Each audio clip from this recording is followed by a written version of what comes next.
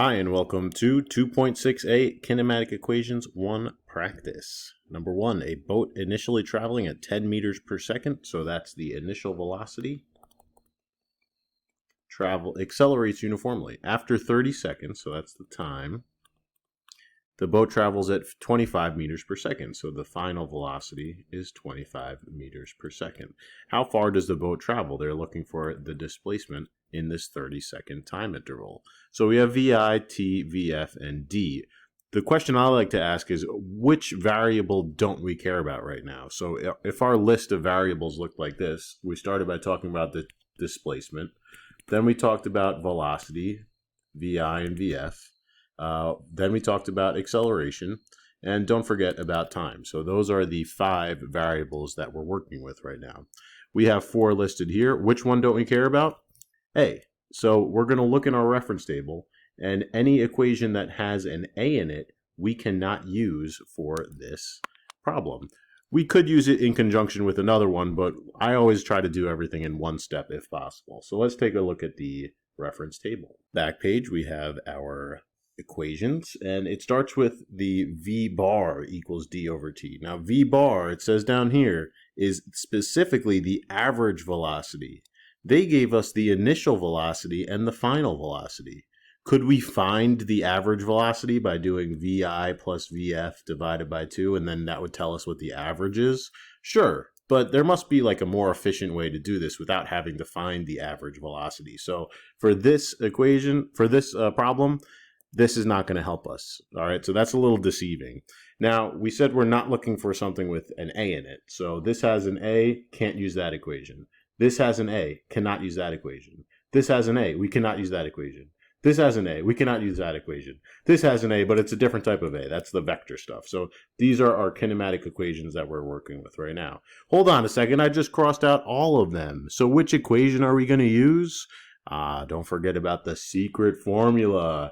D is equal to 1/2 VF plus VI times T. And if you remember from the lesson, this really just came from this equation and this equation down here, and we derived an equation so we could do this problem in one step. So without any further ado, we'll write our equation down and then substitute and solve. So you could do 1/2 times 30 is 15, and then 25 plus 10 is 35. So 15 times 35, and you get 525, or just plug the whole line in your calculator, making sure to use parentheses. Now don't forget your units. The displacement, 525 meters. This is a reminder, you have to write the units for the given information and in the answer to get full points for units on the test. If you don't write these, you're not going to get points, even if you write it in the answer. Number 2, a car starts at rest. So this is hidden information. What is that telling you? That the initial velocity is 0 meters per second because the car is at rest. And it travels a distance of 98 meters, so the displacement, 98 meters, in 10 seconds. What is the car's final velocity at the end of the 10-second interval? So again, we're not looking for the acceleration. As we go through, and there's going to be kinematic equations 2 and 3, we're going to have a lot more equations to choose from. We just happen to have the same equation again in this problem. Continuing with our guess method, we have the G, the givens, then the unknown, then the equation. Now I'll substitute. And now I can solve. Now this one's a little different because we're solving for VF, so it's not as straightforward, I guess. You're going to have to do a little bit of algebra. We could say 98 is equal to, what's 1/2 times 10? That's going to be 5. And what's VF plus 0? VF. So to continue solving for VF, you do 98 divided by 5, which is 19.6 meters per second. Number 3, a sports car is recklessly speeding down a highway when it comes to a sudden stop. That's a key word because the final velocity is 0 meters per second if you come to a stop. Your final velocity is 0 to avoid an accident. The car leaves tread marks on the road that are 58 meters long. So during that rapid deceleration, it travels a distance of 58 meters. If it takes the car 3 seconds, the time is 3 seconds, to come to a stop, what is the car's initial speed? So this is like what some forensic scientists might do in order to find, was that guy speeding? Let's figure it out based on what the tread marks are, okay? And then we know he came to a stop, and then maybe somebody was watching and they said, oh, that took 3 seconds. I don't know. So again, you're not looking for the acceleration, so it is our secret formula. And now we'll substitute and solve. So in this one, not only are we looking for technically a different variable, but we're using the secret, you have to look for the words at rest in number 2, and then it comes to a stop in number 3. So those are telling you about the initial velocity and the final velocity, respectively. Anyway, we're going to solve for this. So half of 3 is 1.5. VI plus 0 is VI. And that's equal to 58. So 58 divided by 1.5 is 38.666666.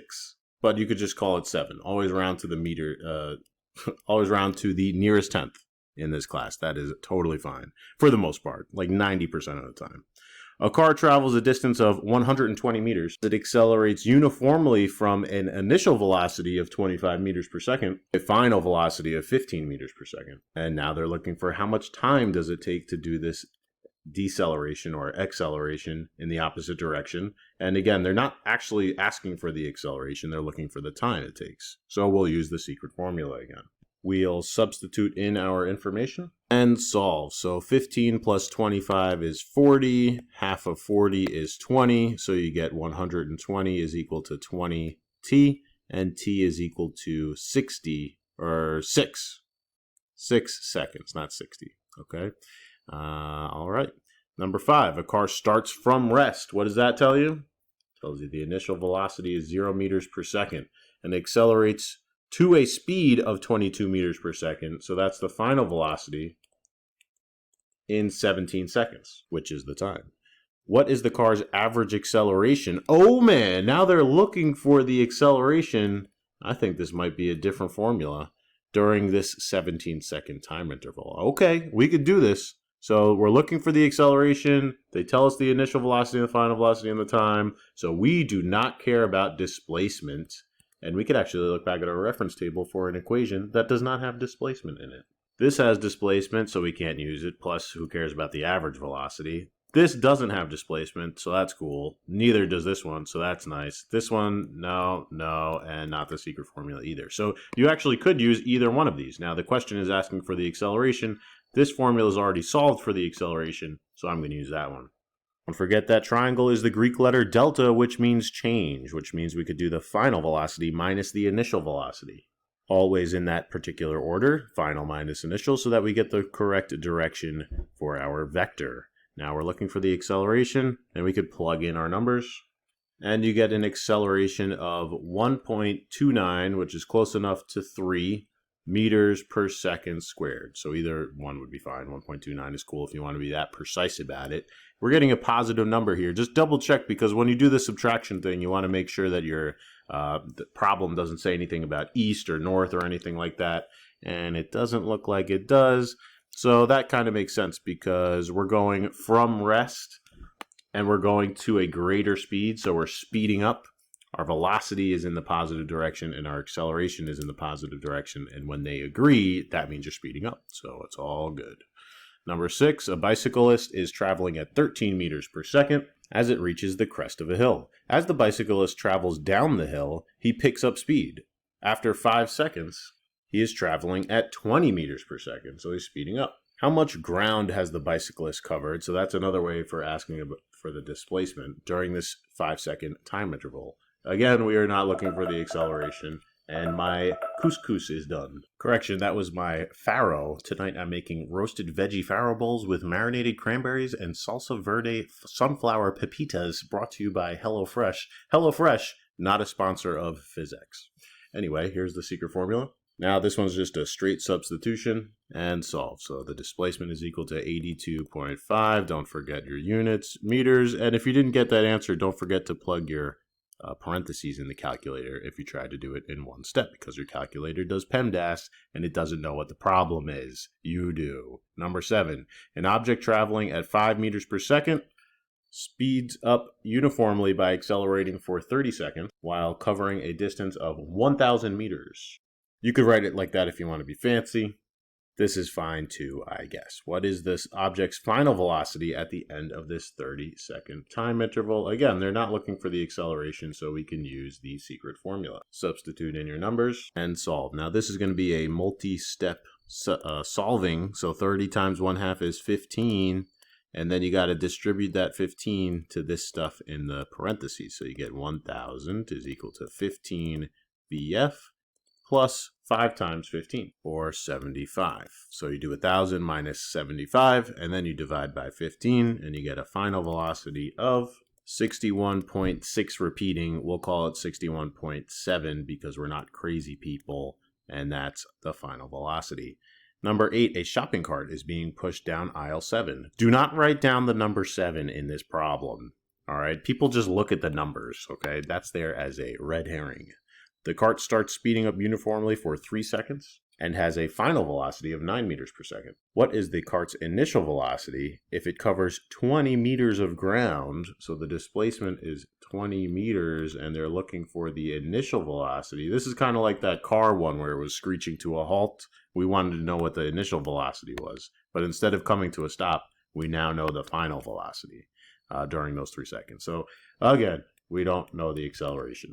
Now, it's very repetitive in this one, but I like to do the secret formula first when I introduce the kinematic equations, because I like you to do it multiple times so you never forget that this thing exists, because some people don't write it down in their reference table, or if you're given a clean reference table, you might forget about it. But hopefully if you do it like 20 bajillion times, you'll remember that it's a thing.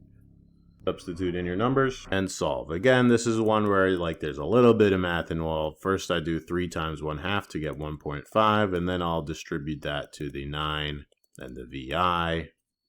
So this becomes 13.5 plus 1.5 VI. You do 20 minus 13.5 and then divide by 1.5, and you get an initial velocity of 4.3 repeating, but we'll just call it 4.3 meters per second. Look how nice, like I'm writing all my units every time because it's the same process, and then you won't forget to write your new units. Don't forget to write your units, people. I don't want to take off any points this year for units. Number 9, a roller coaster traveling at 15 meters per second decelerates uniformly to a full stop. That's hidden information. VF is equal to 0 meters per second if it comes to a full stop after traveling 16 meters. How long does it take the roller coaster to stop? So some people are like, long, that tells me displacement. Didn't you already tell me the displacement is 16? Because, yeah, you could think of like, oh, that's a long driveway, or, it's a long trip. Well, if you think of a long trip, is that because it's far? Or is it because it's a long time? So in this case, they're saying how long of a time does it take? So they're looking for the time, just in case that's confusing to some people. And the acceleration, we're not looking for that. Don't care about it. So it's not going to be in our formula, and we're going to use the secret formula. Substitute in the numbers and solve. 0 plus 15 is 15. 15 divided by 2 is 7.5. 16 divided by 7.5 gives you a time of 2.13. You want to know what? We'll call it 2.13 seconds. Sometimes I feel like doing it to the nearest hundredth. Who cares? All right, number 10. This one's always get people too, right? A rocket accelerates from rest. Okay. Well, just look at it. There's only one number. So that's why I think it's always confusing to people. You have to really read it. It's accelerating from rest. So if you're at rest, how fast are you going? You're resting. Are you moving anywhere? No, your initial velocity is 0 meters per second if you start from rest. It accelerates from rest at a rate of 7 meters per second squared. So that's a pretty decent acceleration, 7 meters per second squared.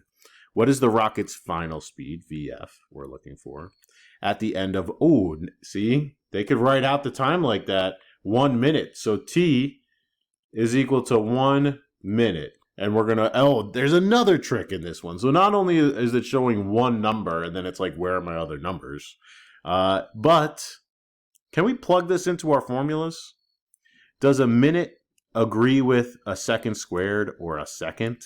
No, you have to make sure the units agree. And what is the base unit for time? It's seconds. So don't forget to convert 1 minute into 60 seconds. Should we do the dimensional analysis? just for fun. It's kind of redundant in this one. Why not?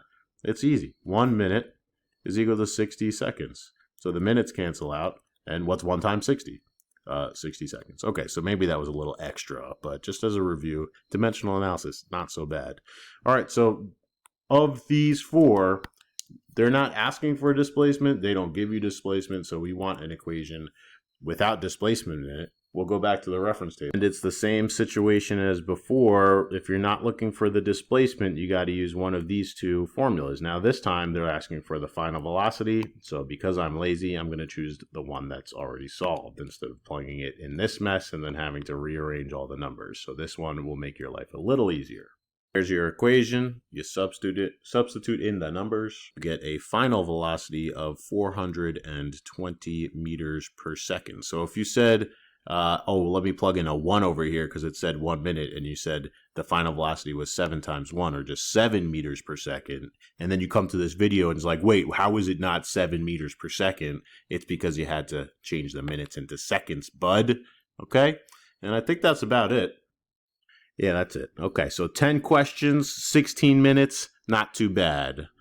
Have a great day.